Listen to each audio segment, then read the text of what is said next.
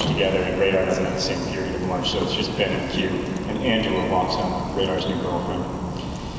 I was thinking about how Radar's parents actually are in the Guinness Book of World Records when I noticed a pretty African-American girl with spiky little dreads standing above us. It took me a minute to realize that the girl was Angela, Radar's, I guess, girlfriend. "Hi," she said to me. "Hey," I said. I had classes with her and knew her a little, but we didn't say hello in the hallway or anything. I motioned for her to sit. She scooted a chair to the head of the table. "I figured that you guys probably know Marcus better than anyone," she said, using Radar's real name. She leaned toward us, her elbows on the table. "It's a crappy job, but someone's got to do it," Ben answered, smiling. "Do you think he's, like, embarrassed of me?"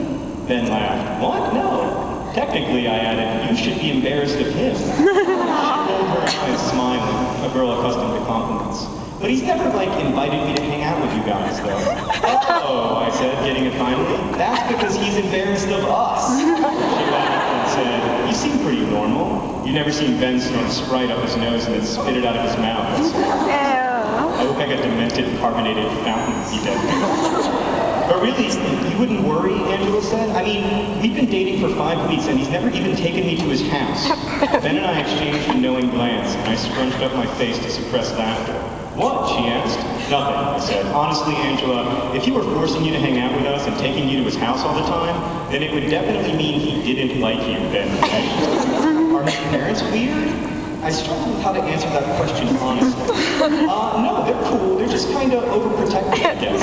"Yeah, overprotective," Ben agreed a little bit too quickly. She smiled and then got up, saying she had to go say hi to someone before lunch was over. Ben waited until she was gone to say anything. "That girl's awesome," Ben said.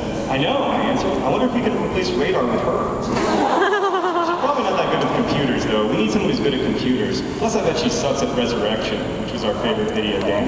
"By the way," Ben added, "nice call saying that Radar's folks are overprotective." "Well, it's not my place to tell her," I said. "I wonder how long until she gets to see the Team Radar residence and museum." Ben smiled. The period was almost over, so Ben and I got over to put our trays on the conveyor belt. We walked over to Radar's locker and were standing there when he raced up just after the first bell. I decided during government that I would actually, like, literally suck donkey balls if it meant I could skip that class for the rest of the semester. You can learn a lot about government that way, I said. "Hey, speaking of reasons you wish you had fourth period lunch, we just had lunch with your girlfriend." Ben smirked as Radar and said, "Yeah, she wants to know why she's never been over to your house." Radar exhaled a long breath as he spun the combination to open his locker.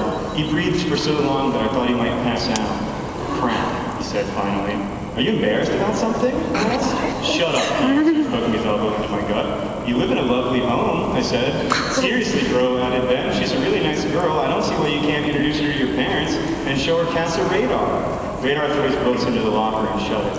The din of conversation around us quieted, just a bit, as he turned his eyes toward the heavens and shouted, "It is not my fault that my parents own the world's largest collection of black Santas."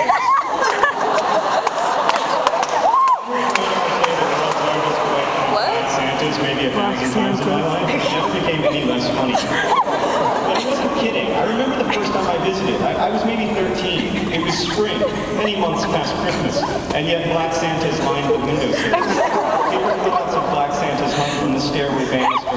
Black Santa candles adorned the dining room table. The black Santa oil painting hung above the mantel, which was itself lined with black Santas. They had a black Santa Pez dispenser purchased from Namibia. The light-up plastic black Santa that stood in their postage stamp yard from Thanksgiving to New York spent the rest of the year proudly keeping watch in a corner of the guest bathroom.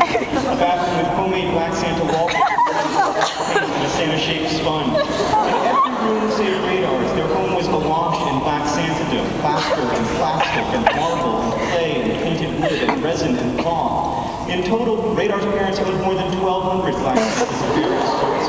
As a plaque beside their front door proclaimed, Radar's house was an officially registered Santa landmark according to the Society for Christmas. "You just gotta tell her, man," I said. "You just gotta say, Angela, I really like you, but there's something you need to know. When we go to my house and hook up, we will be watched by the